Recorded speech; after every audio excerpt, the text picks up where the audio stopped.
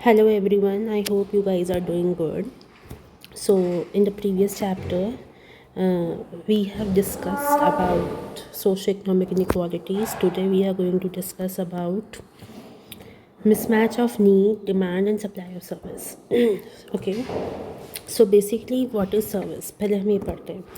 Service क्या होता है ना, कोई भी चीज़ जो एक प्रोडक्ट या टेंजिबल फॉर्म में नहीं है लेकिन हमारी नीड्स को सेटिस्फाई कर रही है. तो एज आई से सर्विस इज़ इनटेंजिबल ऑफरिंग. ठीक है, जो कस्टमर की नीड्स को सेटिस्फाई करता है.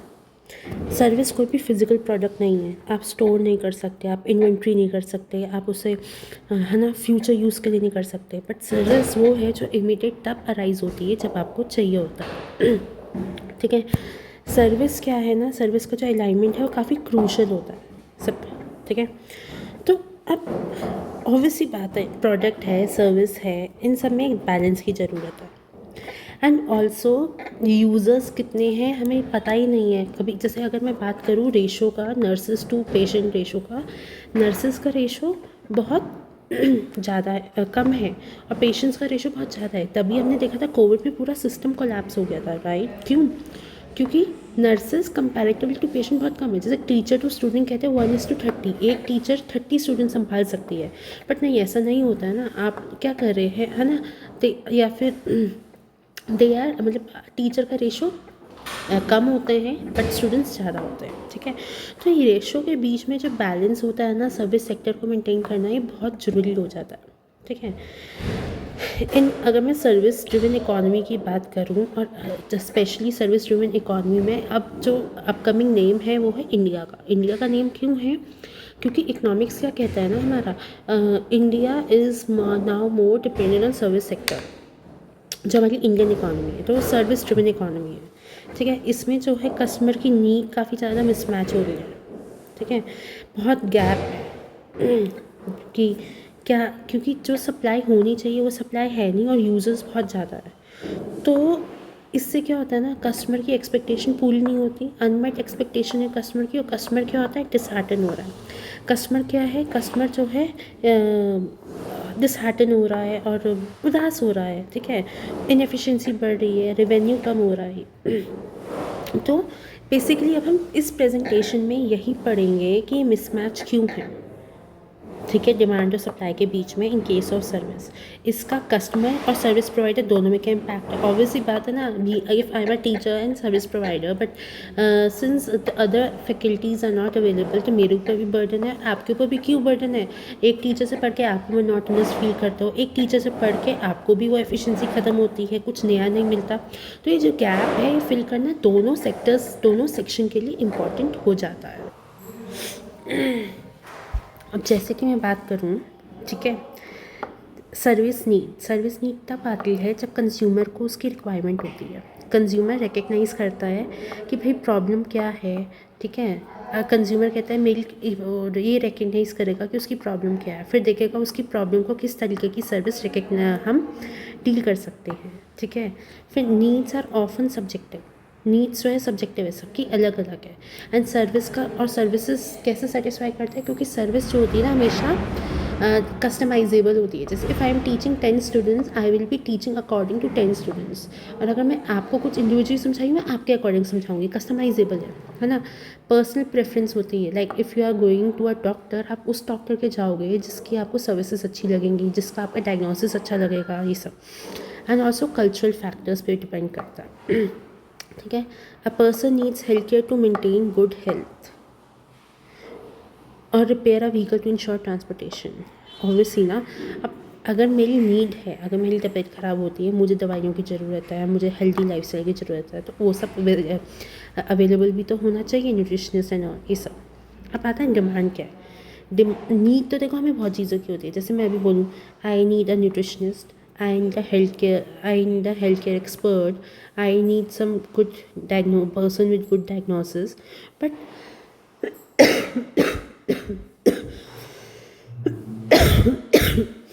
आई एम सो सॉरी, बट क्या मैं ये सारी चीज़ें अफोर्ड कर सकती हूँ?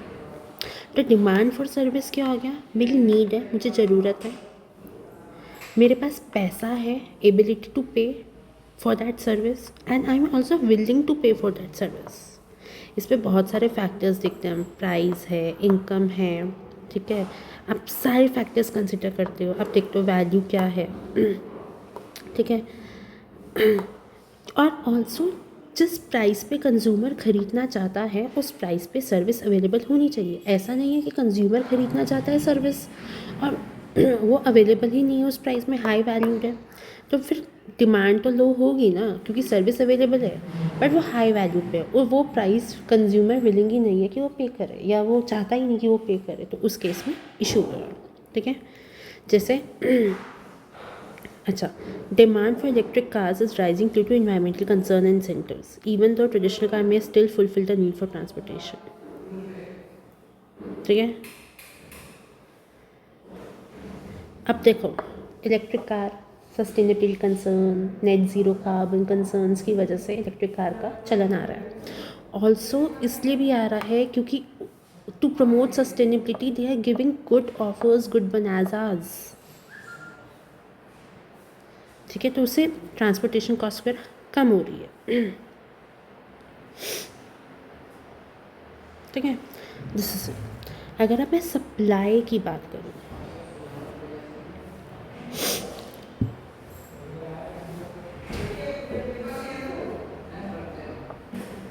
सप्लाई क्या है? Supply refers to availability of service. Supply क्या है? ये पर्टिकुलर सर्विस क्या एक सप्लायर मार्केट में देना चाहता है, क्या वो जो सप्लाई दे रहा है वो पर्टिकुलर प्राइस में देना चाहता है, ठीक है। एंड ऑल्सो वो क्या वो रिसोर्सेज अवेलेबल है, क्या उसकी वो कैपेसिटी है, सर्विस प्रोवाइड करने के लिए जो टेक्नोलॉजी चाहिए, इंफ्रास्ट्रक्चर चाहिए, क्या वह अवेलेबिलिटी है, क्या जिस प्राइस में कंज्यूमर खरीदना चाहता है उस प्राइस में वो बेचना चाहता है। There are so many things that one has to see, there are so many things that one has to consider. जैसे कि for example, a streaming service has a limited supply of servers and bandwidth to meet the demand for movies during peak hours, ठीक है, understood. अब need, supply, demand, एक effective supply and demand क्या होता है ना, जो मेरी ज़रूरत है मैं उसकी डिमांड कर रही हूँ, जिस चीज़ की मुझे डिमांड है वो सप्लाई अवेलेबल भी है एंड ये सब मीट हो रहा है। तो अगर आप देखो मिसमैच बहुत है, ये सब एक नहीं है पर छोटा सा सेक्शन इंटरसेक्ट कर रहा है, दिस लाइक सी दिस, बाकी ये कुछ इंटरसेक्ट नहीं कर रहा है, राइट, ठीक है। सो हम यही देख रहे हैं कि मिसमैच क्यों है और बस इतना सा सेक्शन क्यों है जो इंटरसेक्ट कर रहा है। जैसे कि चाइल्ड अब्यूज़र्स बहुत है, क्या उसका ट्रीटमेंट अवेलेबल है, health promotion, pregnancy termination, why is it not allowed, antibiotics देना, ये सब तो नीड बहुत है बट हम पे मीन्स नहीं है उसको सेटिस्फाई करने के लिए। मिसमैच।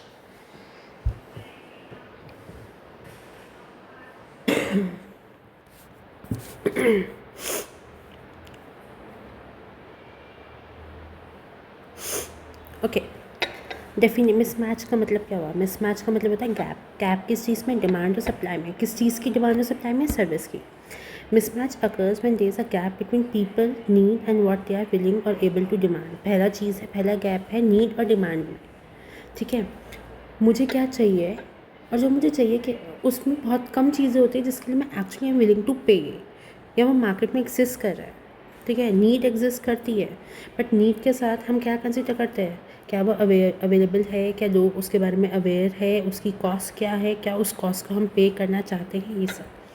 तभी आप देखो ना, you need so many things but are those things available. तभी तो जब नीड और उसको हम गैप, नीड का गैप जब हम कम करने की कोशिश करते हैं तभी हमें बहुत ज़्यादा इनोवेशंस करते हैं। ये वो पॉइंट होता है where there are too many innovations, है ना ये। अब अगर हम बात करें, see this man, a person who has so many needs, Why is he stressed? He has so many needs, but he doesn't have resources to fulfill. Maybe he's a doctor, he has his own hospital, he needs so many resources, but इस पे पैसा नहीं है, ये aware नहीं है सस्ते में कैसे कर सकते हैं, या वो रिसोर्सेज अवेलेबल नहीं है, तो डिमांड ऑफ सर्विस कम है।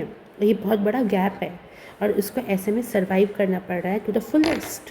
That makes people stressed. ठीक है, अब अगर हम बात करें कॉजेज़ क्या है मिसमैच के, सबसे पहला कॉज है lack of awareness. See, people are not aware. Market में बहुत सारी चीज़ें अवेलेबल है, but people think it is okay to make their life difficult. It is okay not to outsource things by taking external services. It is okay to not invest, क्योंकि उन्हें पता ही नहीं है ये सारी अवेलेबिलिटीज़ है, ये सब अवेलेबल है। मे बी रीज़न हो सकता है उनकी मार्केटिंग नहीं है, एडवर्टीजिंग नहीं है, क्योंकि हम अभी भी इंडियन इकोनॉमी बहुत ज़्यादा ट्रेडिशनल और कन्वेंशनल मेथड यूज़ करता है, उनको पता ही नहीं है। लैक ऑफ ट्रस्ट है उन सर्विसेज को लेके। जैसे मैं बहुत सिंपल इसका एग्जांपल दूँ मिसमैच में, there is a thing called painless delivery, baby delivery. Okay, उसमें एक इंजेक्शन लगता है, वो साइंटिफिक प्रूवन है कि उस इंजेक्शन से आपको ज़्यादा दर्द तो आपको नहीं होगा, बेरेबल पेन होगा when you are having a labour pain. ठीक है, बट वो साइंटिफिक प्रूवन चीज़ है कि वो जो उससे आपको इतना पेन नहीं होता है, मतलब लेकिन लोगों को क्या है, कन्वेंशनल मेथड्स क्या है कि नहीं, उस इंजेक्शन से रीढ़ की हड्डी में दर्द होता है, बैक एक होता है, हड्डियाँ गलती हैं, काफ़ी स्ट्रॉन्ग है। See, everything has minimum side effect if you मतलब but it might not have that severe side effects. और अगर 10 लोग हैं और मैं 10 लोगों के बीच में ये चीज़ बोलूँ ना, let's go for painless delivery, you should go for painless delivery, right? ठीक है, they will not understand that even this is a concept, उन्हें समझ में ही नहीं आएगा। ठीक है, अब पढ़ते हैं। कंज्यूमर में not know about available services, उनको पता ही नहीं है कि मार्केट में क्या क्या चीज़ें अवेलेबल है, उन्हें पता ही नहीं है कि उनकी नीड कौन कौन से अल्टरनेटिव तरीके से मीट हो सकती है, उनको पता ही नहीं है। There is a gap of information, कोई उन्हें बताता ही नहीं है, उसकी मार्केटिंग में पैसा करते ही नहीं है।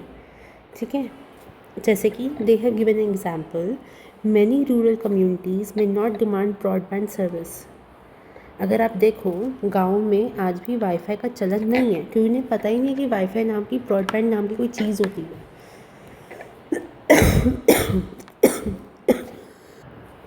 Then is affordability issue. It is also one of the major जैसे now people know that if they cannot conceive they can go for IVF, then there is an artificial placenta, artificial womb, ठीक है, जहाँ पे उस pregnancy को एम्ब्रो किया जाता है। ठीक है, अब पॉइंट ये है, people now know, maybe, है ना, 10 या 20% people are aware, but since technology नहीं इतनी, वो उसके लिए हाईली अपग्रेडेड चाहिए होती है, क्या वो बहुत कॉस्टली हो जाता है। आधे से ज़्यादा लोग आर्टिफिशियल विम अफोर्ड नहीं कर सकते, एग फ्रीज़ कराना अफोर्ड नहीं कर सकते हैं, है ना, क्योंकि इट्स एन कॉस्टली अफेयर। जैसे, और दूसरा रीज़न ये हो सकता है वो कॉस्टली है कि बीच के लोगों को लगता है okay it will be the need of an hour for the person, let's exploit the person, let's raise the price and then they will have to, right? ठीक है, पर उसमें भी क्या होता है ना, only at a time of urgency they will afford for once, but it is not normalized, obviously demand तो उसकी लॉ होगी, है ना।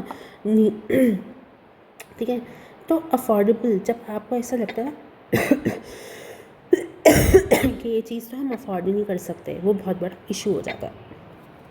अफोर्डेबिलिटी इशू में क्या आता है, the need for a service may be high but the demand remains low. Need तो हाई है, डिमांड लो है। ठीक है, अब ये क्यों है, क्योंकि कॉस्ट बहुत हाई है। टेक्नोलॉजी इतनी अच्छी है कि कंज्यूमर अफोर्ड नहीं कर सकता।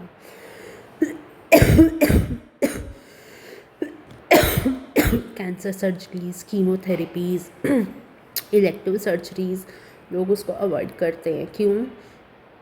क्योंकि इट इज़ नॉट अफोर्डेबल, इस वजह से। Next, cultural and social barrier. बहुत अभी few services we need them, but हम उसको प्रमोट नहीं करते ओपनली, या हम उसको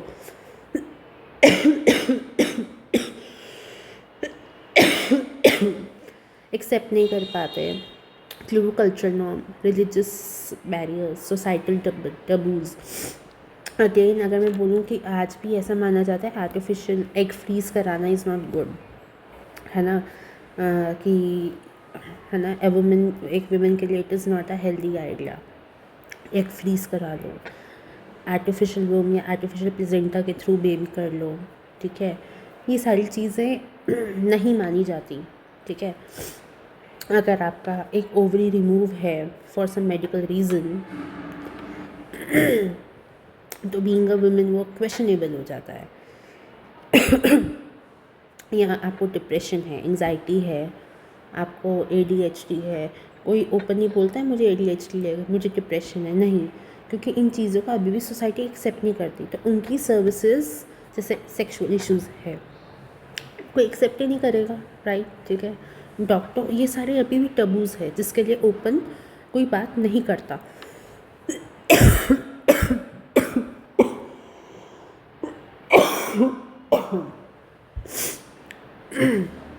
है ना, जैसे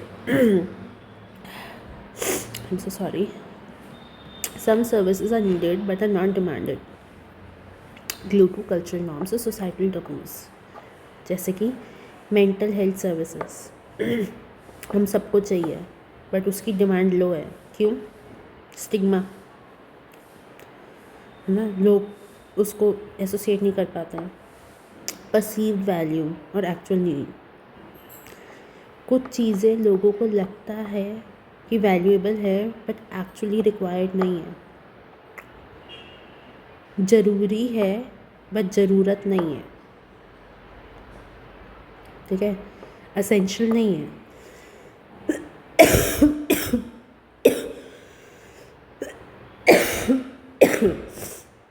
So they try to avoid that.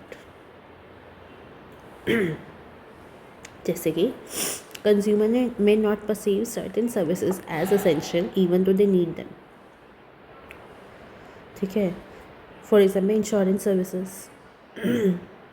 उसकी डिमांड लो है, लोगों को लगता है अननेसेसरी है, क्यों पैसा बर्बाद करना, रिक्वायर्ड नहीं है।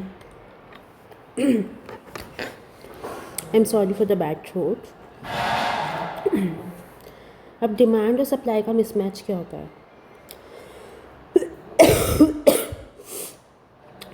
पहला केस, डिमांड ज़्यादा है, सप्लाई कम है। दूसरा केस, सप्लाई ज़्यादा है, डिमांड कम है। दोनों केसेस में मिसमैच है।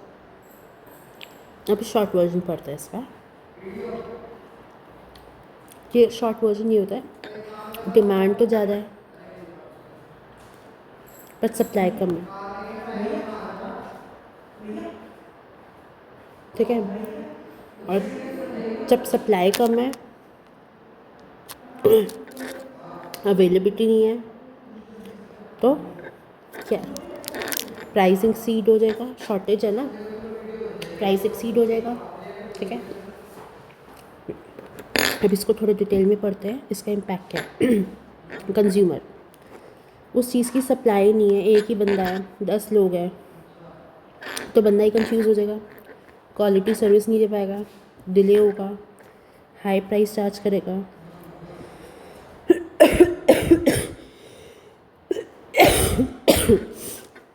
प्रोवाइडर्स को क्या होगा?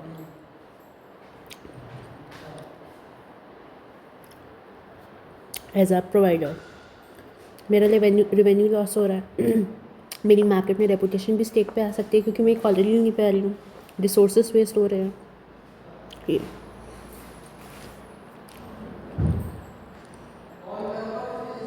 अब इसके की कॉजेज़ क्या होते हैं? प्रोवाइडर्स के पास रिसोर्सेज ही नहीं है। जैसे कोविड के टाइम पे ना डॉक्टर ना नर्सेस ना ऑक्सीजन सिलेंडर ना hospital bed. Over estimation of demand.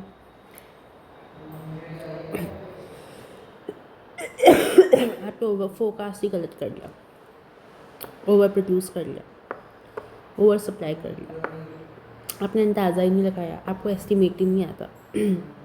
Seasonal fluctuation, हर उसका एक साइकिल होता है। कॉन्सिक्वेंसेस क्या मिसमैच के, आप डिमांड नहीं मीट कर पा रहे हो, लॉसेस हो रहे हैं, कस्टमर का एक्सपीरियंस अच्छा नहीं है, रिसोर्सेज अंडर यूटिलाइज हो रहे हो। कंज्यूमर के केस में सर्विसेज नहीं मिल रही है, अच्छी क्वालिटी की नहीं मिल रही है, पूरी नहीं मिल रही है, फ्रस्ट्रेशन हो रही है।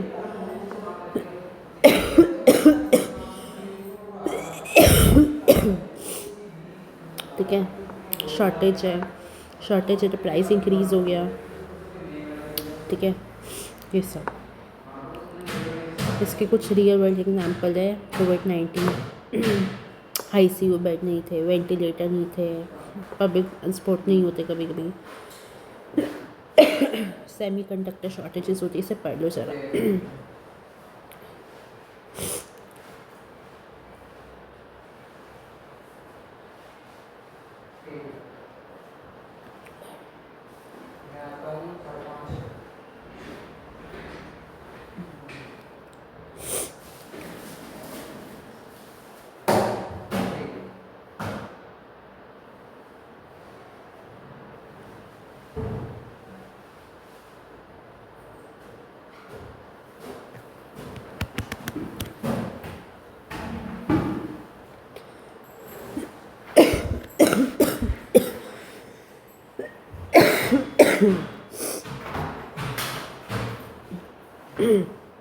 स्ट्रैटेजीज़ क्या है अब इसकी? सबसे पहले तो एक्चुअल डिमांड प्रिडिक्ट करो, रिसोर्सेज अलाइन करो, एक को मार्केट में क्या रिक्वायरमेंट है उसके अकॉर्डिंग अवेलेबल कराओ, सर्विस मॉडल फ्लेक्सिबल करो, इंफ्रास्ट्रक्चर इन्वेस्ट करो, देखो कहाँ पे मैं कैसे कैसे इंफ्रास्ट्रक्चर डेवलप हो सकता है। प्राइसिंग एडजस्ट करना सीखो, बैलेंसिंग करना सीखो।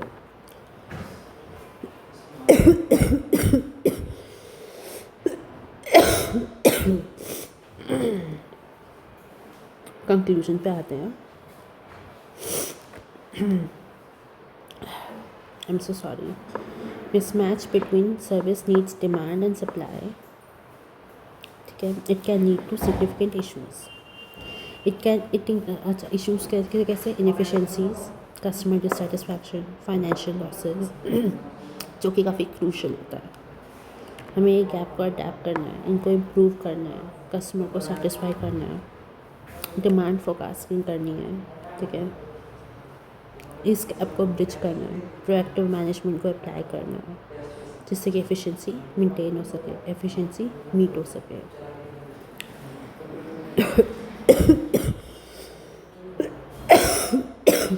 I am sorry. Thank you. आज हम इतना ही करते हैं, बाकी हम कल करें।